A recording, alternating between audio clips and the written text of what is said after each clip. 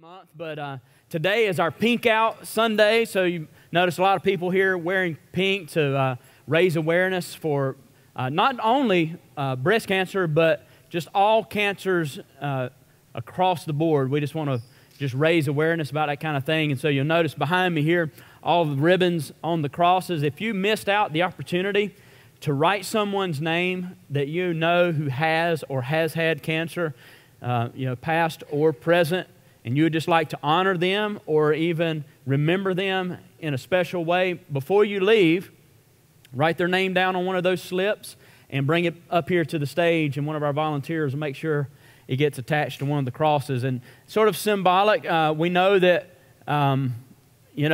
cancer takes the lives of many, but as followers and believers in Christ, we know that no matter what, no matter how we leave this world, we have the victory.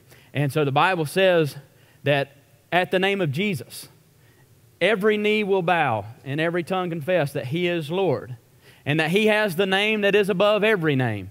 And last time I checked, cancer is a name. And at the name of Jesus, it must bow and surrender to Him. And so we believe that there's victory and there's healing in the name of Christ. And so just want to sort of symbolically represent that today as we put names there on the crosses today. So if you missed that opportunity, make sure you do that before you leave. Also, as a special way to show our church's support in cancer awareness and the fight to find the cure, I want to invite Wyatt Thornton up here to the stage with me. Come on, Wyatt. Wyatt is one of our In Motion students here at New Life, and he is taken on a challenge. Wyatt is one of 11 men in the Charlotte area who was nominated to participate in the Real Men Wear Pink and their partnership with the ACS fundraising campaign this year. And he is the only student doing this, a part of that, a group of 11 men. And so they're all out sort of beating the streets, raising money. Wyatt is the only student among the bunch, and he's out there just sort of pounding the pavement, so to speak, and finding and gathering donations in any possible way that he can. And so as his church, we would like to show our support. And Wyatt, we'd like to present to you and on behalf of this church, to the American Breast Cancer Society, check for $250. And thank you, man. Thank you. Doing a great thing. Proud of you. So just want to challenge you, if you would like to help him in his cause. His goal is what, is it $2,500? $2,500 or above. I mean, I like that. Goal shoot, man. Don't stop there. So if you would like to partner with him as well and help him meet his goal, see Wyatt right after the service. Just hang around out in the foyer somewhere. So look for a shorter kid with red hair. You'll find him. Right? And an awesome pink Primax shirt on. So that's great. So just appreciate him doing that. So we're in week 4 of our 10-week journey through the Song of Solomon. So if you have your Bibles or you're following along with me on your phone or tablet, maybe you have the Bible app, find your way to Song of Solomon chapter 2. And so I hope this is something that you're enjoying, a series on relationships, on marriage, on love and intimacy. And if you're single, you're not married or whatever the case might be, please don't think in any way that this doesn't relate to you. This is not pertinent to your life, because it is so important that we all do what we can to enhance the relationships that we have in our lives and to glorify God in those. And so I think you can pull out from what we're talking about some principles that you can apply. Every week we give you some homework, sort of a Song of Solomon homework challenge, and just want to encourage you to keep doing that. Keep communicating to those that you love how you feel about them, and take these challenges seriously, because without practical and personal application of what we're teaching on Sunday mornings, you're really not going to see any improvement whatsoever. So take this stuff seriously. But we've only gotten through the first chapter and about halfway through chapter 2. So it's been going a little bit slow. We've got plenty of time, and we're going to gain some speed and momentum as we go along. But for this week and next week, I'm going to bring things to a real slow crawl, because we're going to talk about one verse in the Song of Solomon for the next 2 weeks, today and next Sunday. And the reason for that is because it's such a unique and special verse. It sort of sets the tone for the entire song. If this verse was not in this book, this song as Solomon writes it, would not sound the same. This verse speaks to their character. It speaks to this couple's commitment, their commitment to integrity and purity. And I think we're going to find that it has some wonderful insights and some things that really are going to cause us to pause and to think a little bit. And so it's Song of Solomon chapter 2, verse 15. It says, "Catch for us the foxes, the little foxes that ruin the vineyards, our vineyards that are in bloom." So, like I said, we're going to spend 2 weeks talking about this verse. Talking about, of all things, foxes. There's really a lot there that you may not recognize on the surface. And I think the first thing that we need to make note of is who is doing the speaking here. I'm convinced that Solomon is the one speaking this particular verse. Like I said, one of the struggles reading through this particular book, it's like reading some kind of a play, a Shakespearean play or an act or something. It's like you got to keep track of who's talking so you don't get lost and sort of miss the meaning of different words and phrases and what somebody's trying to say. And I think Solomon is definitely speaking here because we've already seen in the first chapter how he's taking the lead. You know, he's not trying to be domineering. He's not trying to be chauvinistic or anything.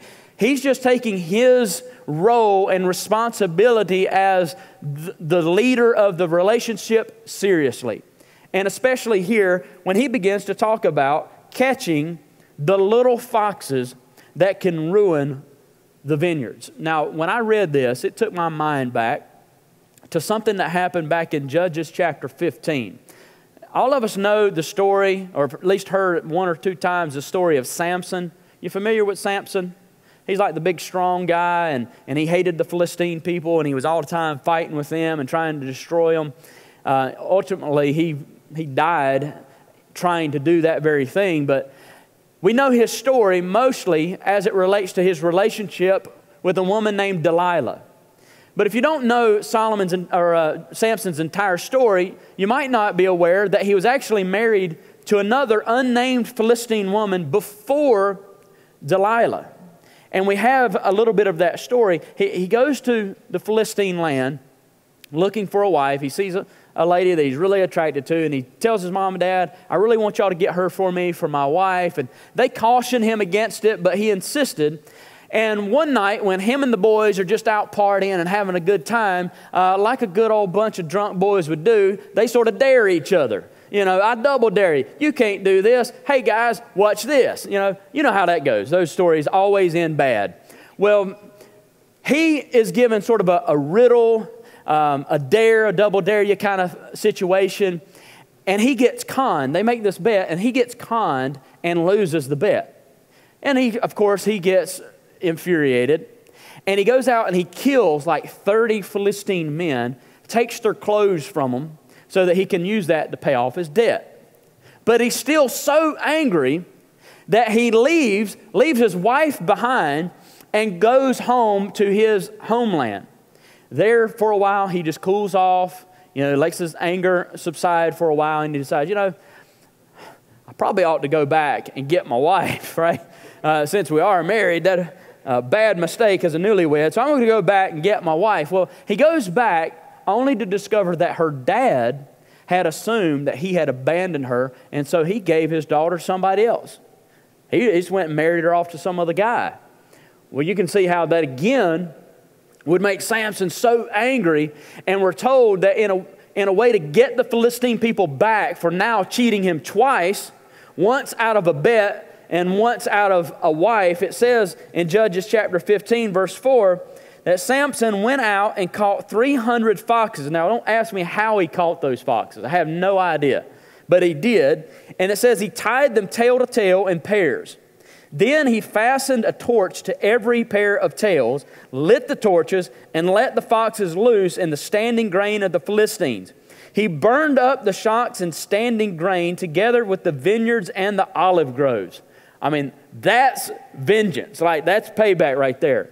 But this happened quite a number of years before Solomon would have wrote his song. And I think, man, did he have that in mind when he penned this verse, verse 15, catch the little foxes before they ruin the vineyards. He probably knew that story. He's very familiar with the story of Samson. So he might have had that in his mind. But Solomon also, as the king, would have had vast acres of vineyards. And so he would have known the destruction that foxes could cause to the vineyards. They'd come in, they'd dig around at the roots of the vines, and by digging at the roots, they would damage those roots, which in turn would either cause disease or kill the vines and their fruit altogether. So these things are extremely destructive, dangerous, and that's what we want to talk about. But it's obvious when you read the Song of Solomon that he's not talking about literal foxes, catch literal foxes, and he's not talking about literal vineyards. This is all representing something else. And so his vineyards, I think, all throughout the song, relates to their bodies. And you'll see the Shulamite talk about her vineyard, and she's usually talking and referencing her body. And so I believe what Solomon is saying here is that, we need to gain some understanding about each other. We need to put up some boundaries in our life and in our relationship so that these little foxes, these little small issues don't become major problems and ruin our lives. Physically, emotionally, mentally, spiritually, our health, whatever it is, so that these little things don't become major problems. And so that's why it's going to take us 2 weeks to cover this, because today is sort of a part A and part B of this particular message. Today I want to talk about different foxes, how to catch and what to do with different foxes. Next week we're going to cover dangerous or deadly foxes. All right, so try to keep that in line and sort of keep that in front of you today as we talk about the different foxes. And I'm sure you're already aware of the fact, if you haven't noticed it by now, that men and women are extremely, drastically different, right?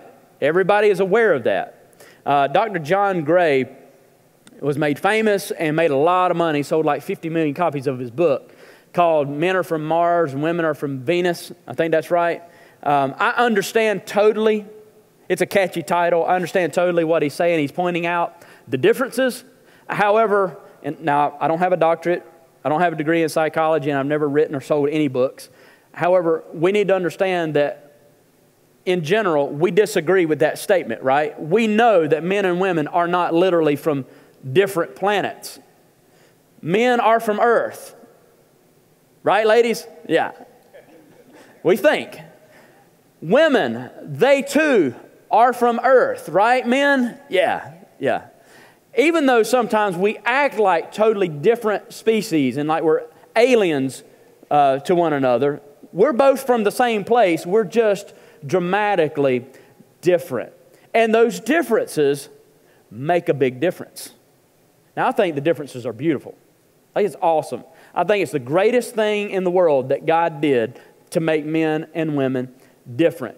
Solomon describes our beings as like a vineyard, but I like to think about it sometimes also like a flower garden. It would just be boring if you had a flower garden and all of your flowers were the same type, same color. I mean, yeah, it might be pretty, but there's just no variety, right? What makes a flower garden beautiful is all types of flowers, different colors and different sizes and different smells. It's the differences that create the uniqueness and the beauty. It would just be horrible. It would be a total train wreck if men and women were the same, if there were no differences. Just think about that kind of world. Think about living in a world where, for example, women were like men. Women acted like men, talked like men, thought like men. That is not the kind of world I want to live in. Because what that means is you may have two ladies enter a room who haven't seen each other in a long time, and they'll say something like, "Hey, Barb, you old dirty bald-headed hag, you ain't seen you in years, and you haven't even changed for the better. You look uglier every time I see you." Like, what have you gained now, 30, 40 pounds? You know, slapping each other on the rears and, you know, all kinds of sounds, just nasty smells coming out of them. And it's just, you don't want women who are like men. Because, guys, that means you would marry someone, you would come home one day and find her asleep on the recliner in old dirty sweatpants, haven't been washed in a month, you know, cheese whiz at the corner of her mouth, some old 30-year-old T-shirt since high school, hadn't got rid of it since high school. If a fly, you know, comes by and farts, it's going to turn into dust. You know? See, that's what you're signing up for if women are like men. We don't want that. Ladies, you don't want a guy who's like a woman, right? Just think about how horrible that would be to be married to a man who acts like, thinks like, talks like, reacts like a woman. It means you're going to come home from work one day, walk into the bedroom, and he's going to be standing in front of the full-length mirror just sobbing, you know, I'm so fat, you know, I'm so disgusted with myself. How can you not be disgusted with me? You know? And it's your fault. I know there's not a woman in here that ever acts like that. You've never said anything like that. It's my exaggeration, right? I repent of that. But it's just for effect. It's just to point out we're different. If guys were like women, like we'd go out together for wings, and one of us would stand up and say, hey, I got to go to the bathroom. And everybody would get up and go.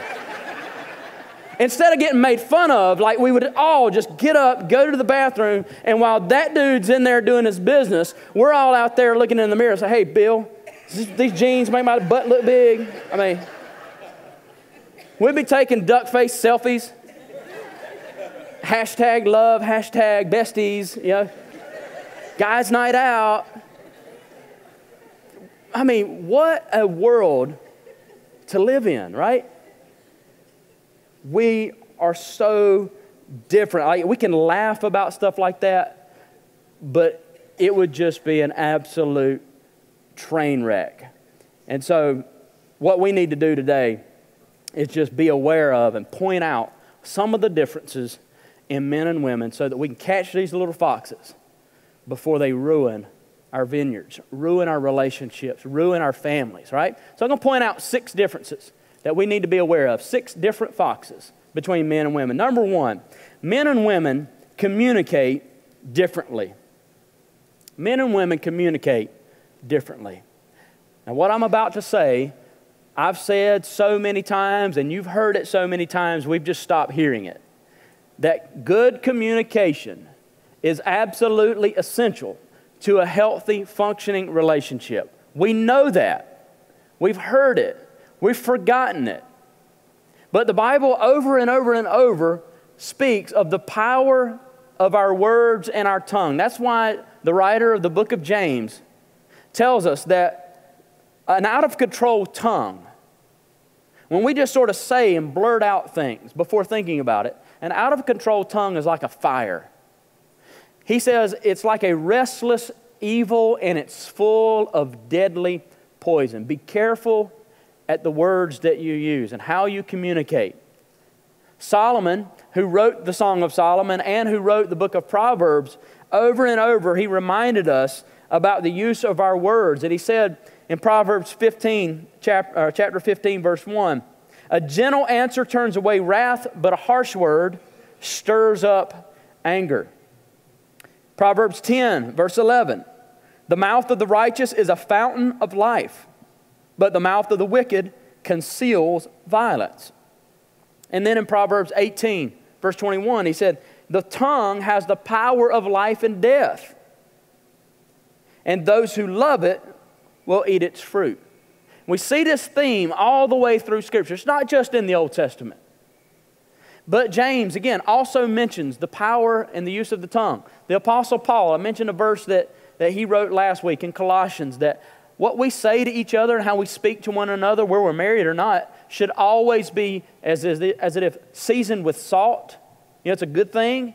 But our words should always be gracious.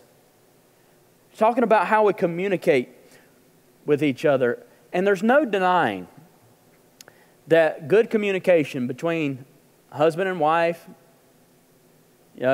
those who are dating or whoever it might be, good communication with the opposite sex is a difficult thing to master.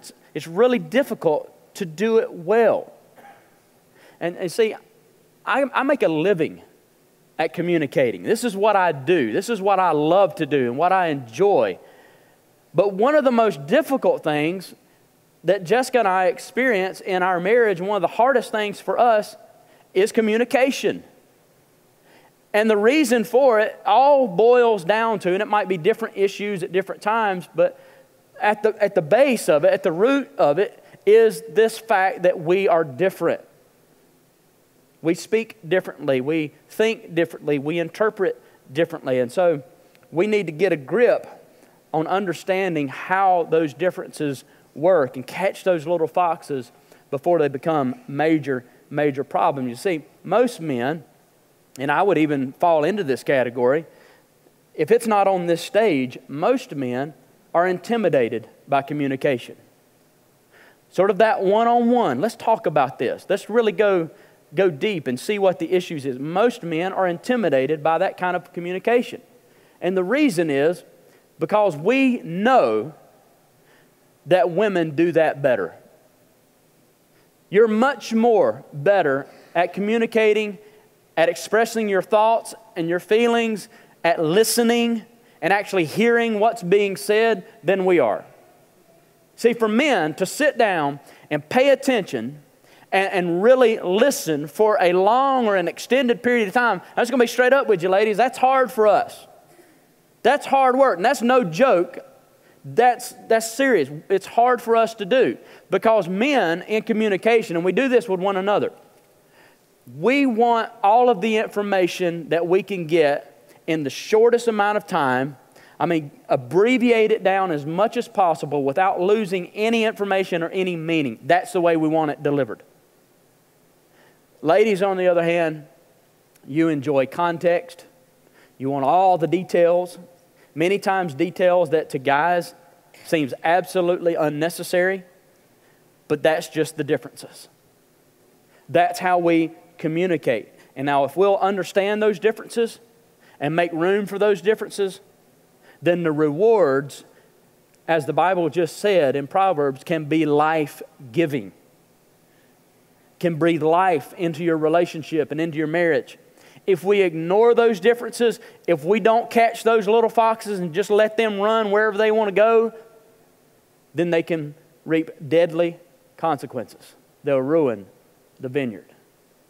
So we're talking about the differences. We communicate differently. Number two, men and women see romance differently.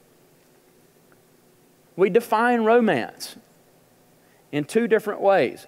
If you go back to Genesis chapter 2, verse 25, right after the creation of Adam and Eve, we're told that this couple, they were brought together, and it says they were naked and unashamed. Now, I've often read that and wondered, did that last part, that naked and felt no shame, did that just refer to Adam? I mean, is that a guy thing? Because I've run in and heard of plenty of ladies who the last thing they want to do is be seen naked. Like, you know what I'm saying? That's like a nightmare. But guys, we're just all out there. We don't care. Like, listen, if I happen to need to get naked and you're standing there, that's your own fault, right? It just happens. We have no shame, right? I remember, it's been several years ago now because I've been here over 10 years, but my last church, I was associate pastor in Harrisburg, and it was a more traditional church, and so we dressed up a little bit more. And one Sunday, because my Sundays were always extremely busy, just, daylight to dark, man, I had something going on. And this was one of those Sundays that was just exhausting, a lot going on. And I had my dress pants on, my dress shirt, and my shirt was just all out of sorts, and my pants twisted and half hanging out and this and that. I looked like a mess. And I was standing in my office doorway talking to one of our elderly women. She's a widow. She did our books for the church. And I'm just sitting there having a conversation with her. And like I said, my stuff's just all bunched up, and I'm thinking, you know, I really need to be much more presentable as the day goes on. And so we're sitting here having this conversation, and without even thinking about it, I just start unbuckling my pants, my belt, drop my drawers to about half my thigh, and just start stuffing, you know. I'm like, yeah, go ahead. I get you. And I'm stuffing, right? Not even thinking. And her eyes get like this big. And she's like, what Brandon? You know? And I'm like, oh my gosh. I'm so sorry. I didn't mean to do that. You know? And I wasn't embarrassed, but I'm sure she was. I really didn't. I wasn't even thinking. And then this is the funniest part. She took a step back. She's like, well, you ain't got nothing I ain't never seen. And I was just thinking, I'm glad I didn't go commando today. That would have really been embarrassing, yeah? Like for guys, we can think about that and laugh. Oh, that's funny, it's hilarious, you know, have my pants down and somebody walked in, a stranger walked in. Like for women, that'd be a nightmare, wouldn't it? Like that would be your worst nightmare. You're undressed, half undressed, and just in barges and walks in somebody that you don't know or that's not your spouse. A total nightmare. I mean, not only because it's just sort of an embarrassing and awkward situation, but because, unlike men, a lot of women struggle with that self-image, struggle with the way they look. And guys, here's something we need to understand as husbands. That can become so overpowering and so much of an issue in their life that I would venture to say there's probably at least one or more wives in this room that you're unwilling to undress in front of your own husband just because of a sense of shame, personal shame, because you're not satisfied. Right? Husbands, you need to understand that. All right? That's why, say, when you guys are physically intimate, she always wants the lights off. See, there's some healing in the relationship. There's some healing in her mind that needs to take place. And that doesn't mean that there can't be outward improvements made. But we need to understand, if we're going to get this thing called romance right, then we need to understand our wives and how she may feel, not necessarily about us, but about herself. And ladies, there's going to be some things that you need to do to understand us as men so that we can get this thing called romance right. And we both can enjoy it. We both can meet one another's needs and enhance the relationship instead of allowing a little fox to come in and ruin things. Right? Because defining romance for men is easy. You spell it S-E-X. That's it. We can't hardly grasp the concept of romance without it. Women are totally different, at the opposite end of the spectrum. Women can talk all day about romance and never the word sex not even enter their minds because we're different. We define it differently. And so here's the simple fact. Ladies, here's a way for you to understand your husbands. You've probably heard this before, but men are visual and audible creatures. Right? That's what stimulates and excites us, what we see and what we hear. So understanding, while you may not be fully satisfied with your looks and how you feel about yourself, it's important to him that you communicate through your appearance your love and desire for him. Right? That might mean, you know, putting on something that's a little sexy, or at least something other than your house coat and your granny jammies. Like, we want to see something a little more. Believe it or not, no matter how you necessarily feel about yourself, I'm just going to say it plainly. Your husband wants to see you buck naked. Because that's what he likes. And when you guys are together, you know what I mean by together? He wants to hear, say audible, he wants to hear that you are pleased and that you're enjoying being in the moment, if you catch my drift. That helps you understand him and his needs and how you can speak his romance language, right? Guys, here's what that means for us. Understanding that everything doesn't have to lead to something. You get me? Everything you do and say, every little nice thing, doesn't have to lead to something because women are different. They define romance differently. It means to them, like little sweet things, little kind things that you might do or say, holding her hand, doing a little, the back rub or the gentle touches. It might mean in public kissing her and telling her you love her without her having said it first. All sorts of little things that really touch her heart. That's what is romantic to her. You see, it's a totally different language, but we can learn to speak it back and forth fluently and catch that little fox, okay? The third thing here is that men and women are wired differently. I'm talking about how we think, how we process things, and how we define what is important to us. Maybe even what is important from situation to situation. We are wired differently. When God created us, the Bible says that He made them male and female. And I don't care who argues about it. I don't care what laws are passed. I don't care how anybody feels about themselves. I don't care how society wants to define it or how many definitions that we decide that there should be. There is only male and female. That is the way God wired things. It is different, but it is beautiful. And He wired us different, male and female, from the inside out.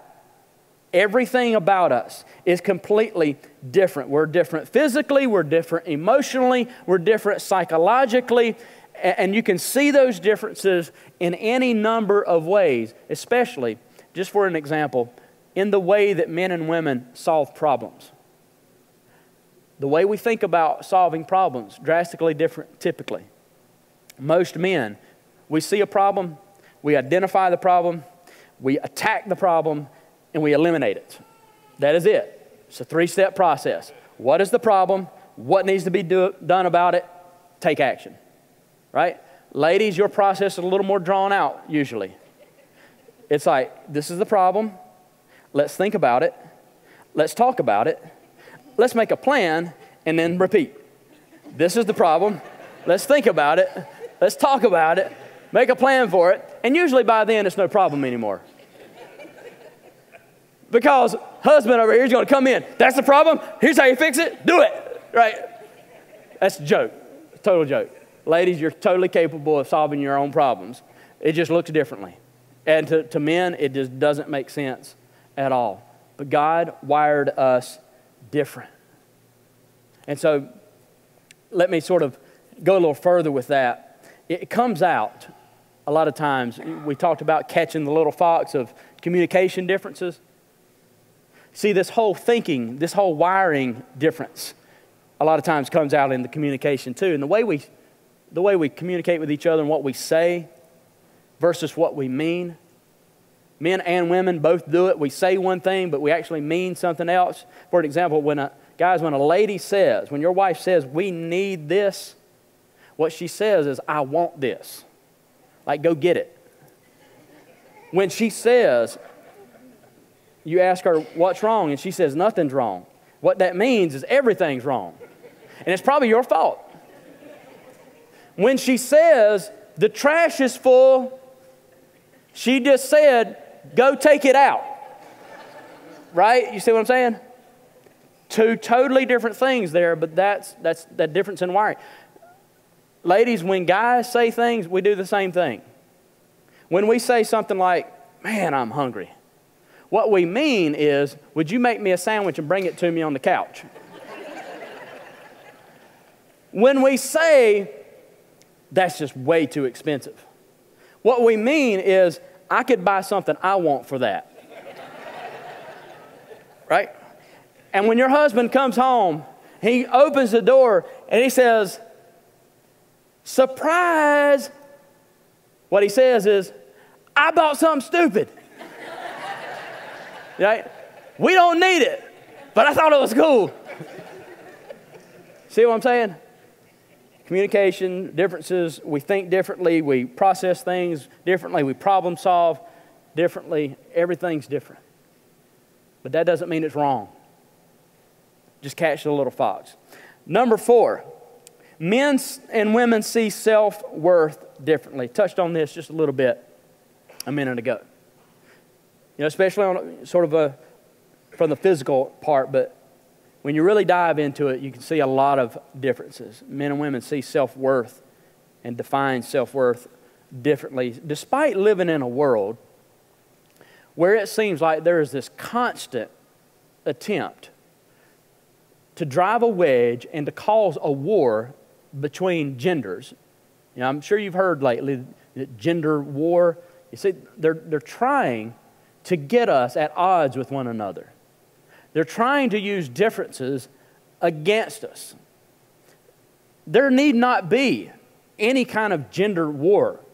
All we have to do is recognize that we're different. However, God created us equal in value.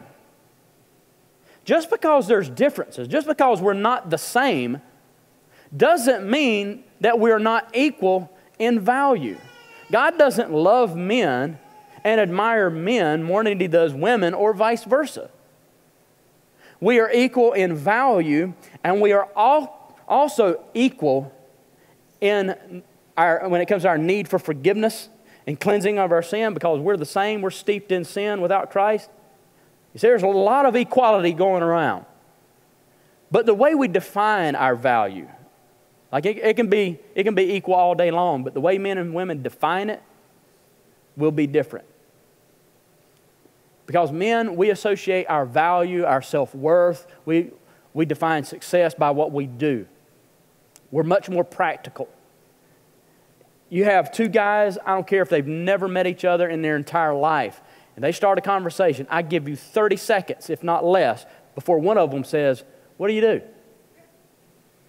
Because that is our way of gauging who is inferior or superior to the other. If you ask another guy that and he gives you some response, he's got this nice fancy title, or he makes a lot of money and his job's really important in your eyes, then you will feel inferior. Or if his job in your eyes is sort of, bottom of the barrel, blue collar kind of thing, and you see yourself as really important and that kind, you're going to feel and act as if you're superior. Because that's how we define self-worth. Women are not like that. Women are much more relational, and they derive their self-worth from a lot of their relationships, which means that they care more about making memories. Men care more about making money, because that's what's important to both, right? And so husbands, understanding this, catching this little fox, can reap you a lot of benefits. Because it says that what your wife needs from you the most is to have you build her up, to affirm her, to make her feel secure in the relationship. Just like Christ did the church. In Ephesians chapter 5, where He says He loved the church as His bride, and He gave Himself for her. That's what we need to learn. And so ladies, what it means for you is understanding your husband, that what he needs and what he thrives on is your support. He needs your respect. He needs your admiration. He needs to hear that you're proud of him, that he is a success, that he's good at what he does. Man, his head will grow. I know you're thinking it don't need to get much bigger. But see, that's what speaks to him. Both of you are different. You have different needs. Both can be met if we understand them. Number 5, men and women view time differently. I want you to take a moment here and just think. If you were going to spend quality time with your spouse or with someone that you really cared about, how long would that take? If you're going to spend quality time with somebody, how long does that take? How much time has to pass before it can be considered quality? Now, this is not a part of your homework. This will be extra credit. Go home and ask your spouse what their number was. How long is long enough? I just about bet you that women's time frame is going to be much longer than men's.